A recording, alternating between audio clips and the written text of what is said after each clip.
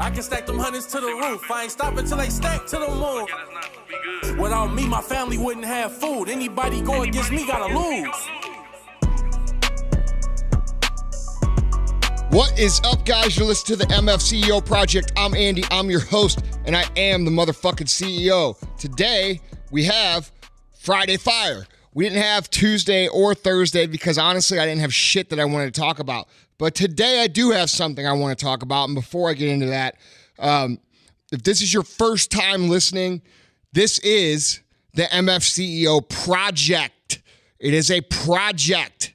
The reason it's a project is because we started this podcast to give people the tools, teach people the skills, and give them the mindset of what it takes to truly succeed. We've been living in a society that is basically full of shit for the last 20 years. Everybody's special. Everybody deserves everything. Everybody gets a trophy for just showing up. Everybody is a delicate little flower and has the right to feel good and be confident and have self-esteem for the reason of just being born.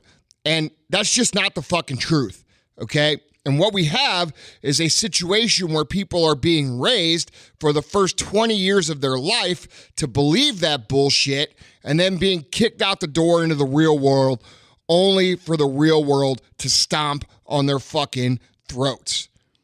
And I'm trying to correct that. That's what this project is about. So technically, you could call us a personal development / entrepreneurship / mindset development podcast.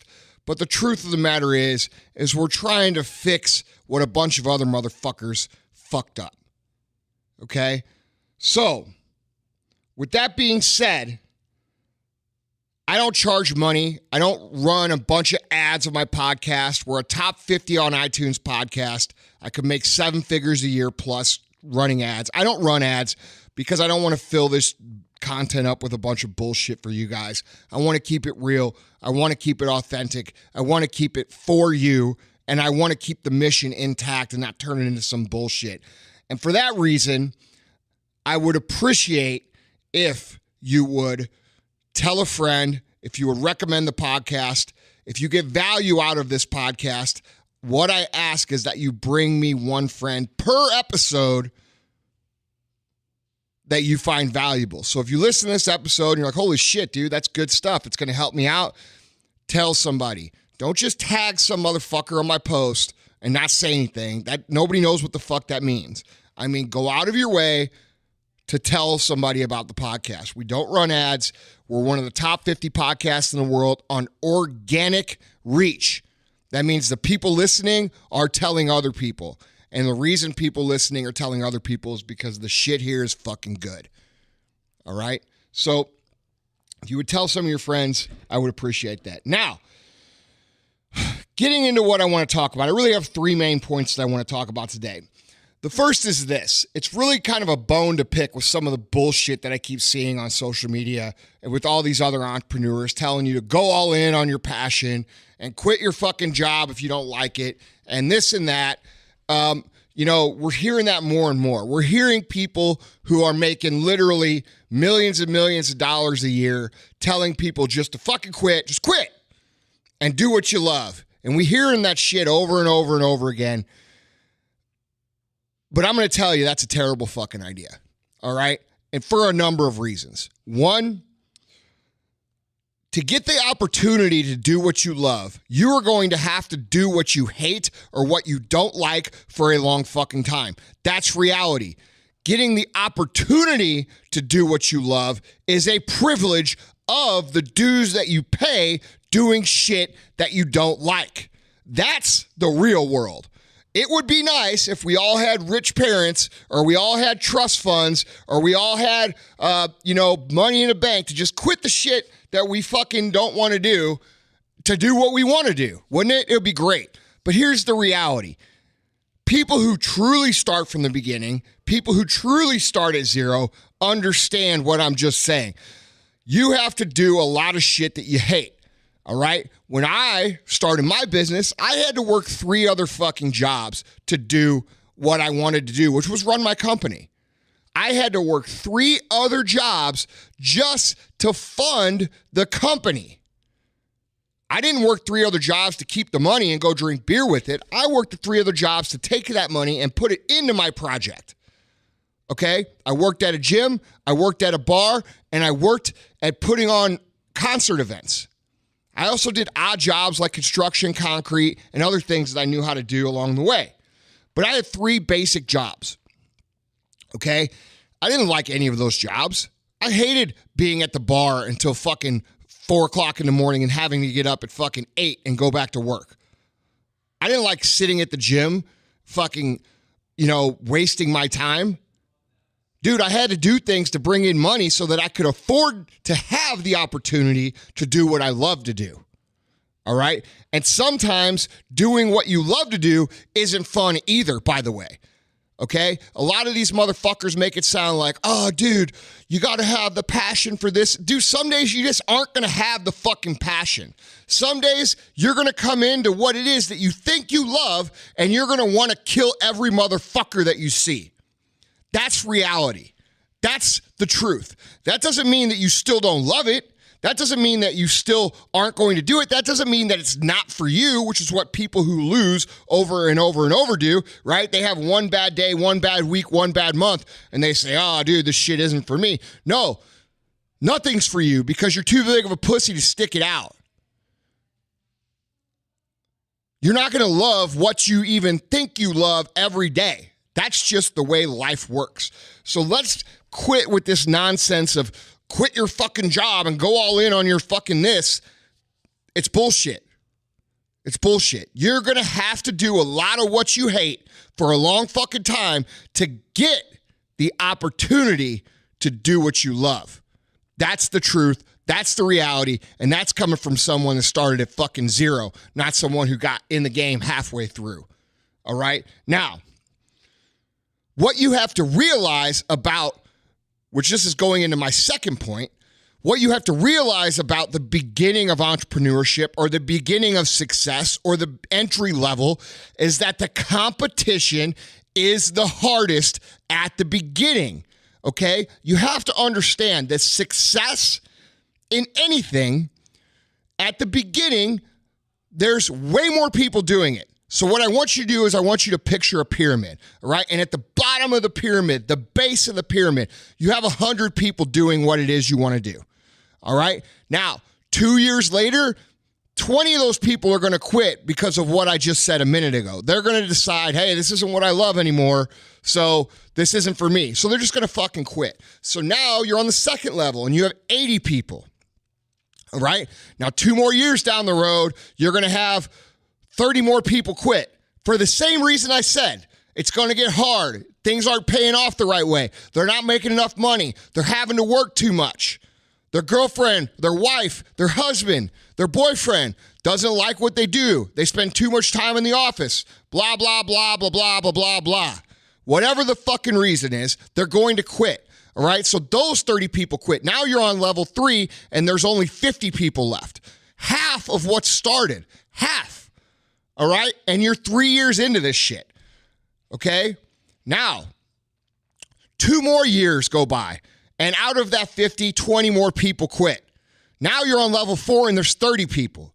Okay? And so on and so on and so on. So the longer you stay in the game, the less people you're competing with. Now, are there always the same 100 on the bottom every year? Absolutely. But what level you're at, the level 3 or the level 4, or maybe you're at the level 5 where there's only 10 people in. That level is a different level that you'll never have to compete with these bottom level people because they don't have the fucking skills that you've gained by putting in your time. All right? So not only does the competition get less and there's less people, you're actually improving your skills, you're getting better, you're getting more skilled, and you're moving up the pyramid so that not only are there less people, but you're more skilled, which means that the perceived competition is much less, all right?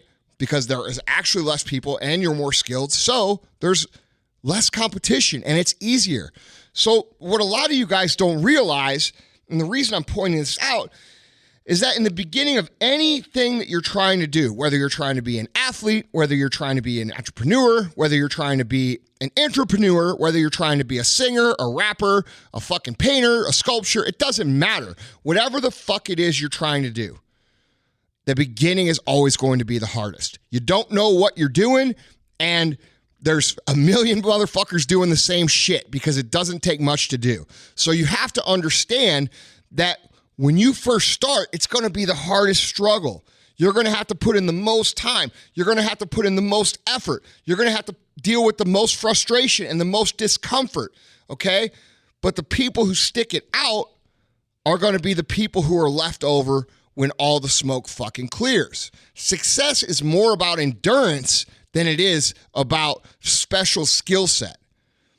All right? A lot of you guys look at people who are up the ladder from where you are and you think they have special skills. It's not that they have special skills. It's that they have skills that they developed by having internal grit and endurance and persistence and perseverance and the ability to eat fucking shit longer than anyone. And along the way, guess what? They learn some fucking skills. But guess what? If you do the same, you'll learn the same.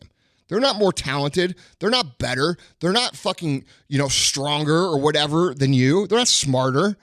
They've just been doing it longer. And what you have to understand is when you work your way up the pyramid, it's going to get fucking easier. The beginning is always the hardest, right? But you have to remember what I said the first point was, you're going to have to do a lot of shit that you hate to get the opportunity to do what you love, all right? And here's the other reason that people quit. This is totally beside the point of people getting to a certain point and saying, oh, this isn't for me. It's not paying off. As you move up the pyramid, certain people are going to start winning. Certain people are going to start making money. Certain people are going to start fucking, driving nicer cars, living in nicer houses. And what's going to happen to those people? One of two things, because winning affects people in two ways only. One, it makes them fucking lazy. It makes them complacent.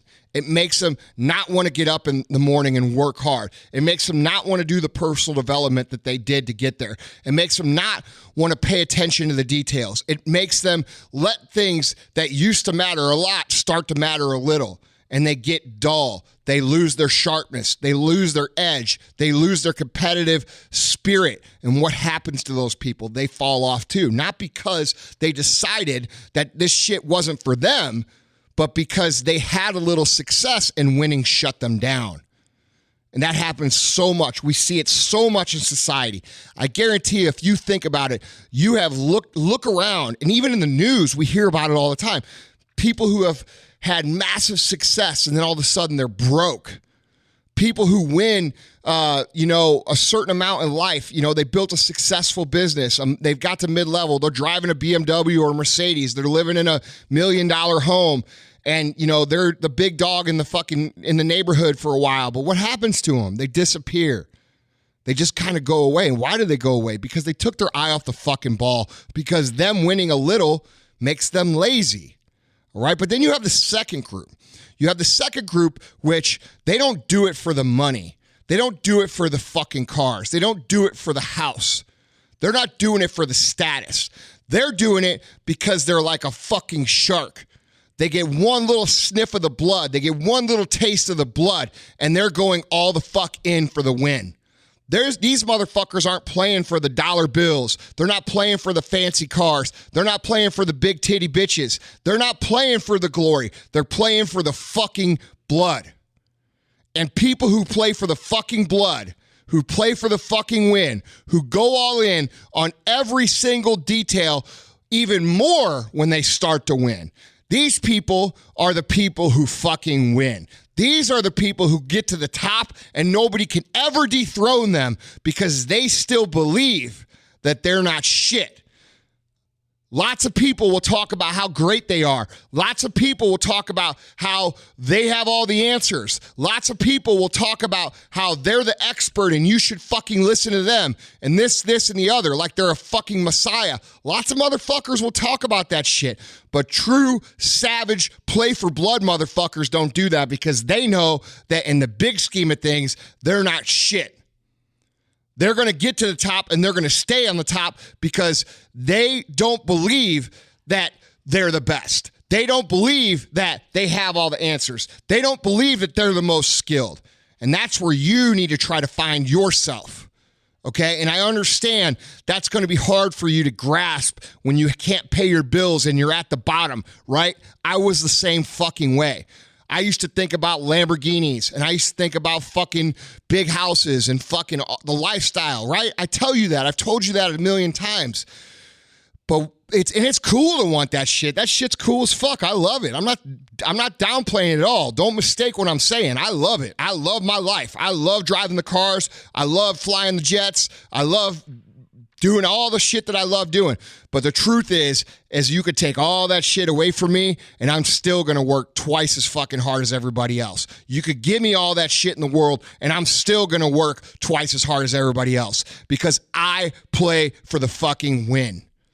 And when you play for the fucking win and you have a little bit of endurance and you have a little bit of grit and you're able to outlast all the basic motherfuckers at the bottom of the pyramid, that's when you've created something powerful. That's where you want to try to be. And guys, the reason I'm talking about this as like it's a skill, because it is a fucking skill.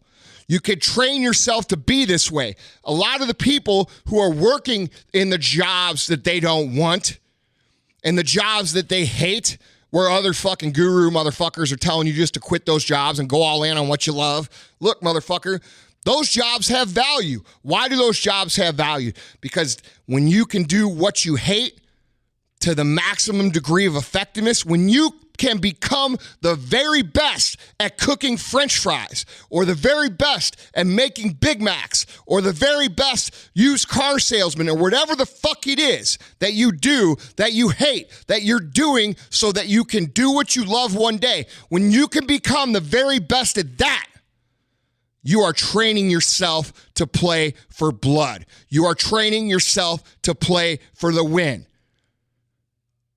That job has value. Whatever the fuck it is you do right now, it has extreme value because it's going to train you to have the skills, to have the drive, to have the competitive advantage that you're going to need down the road.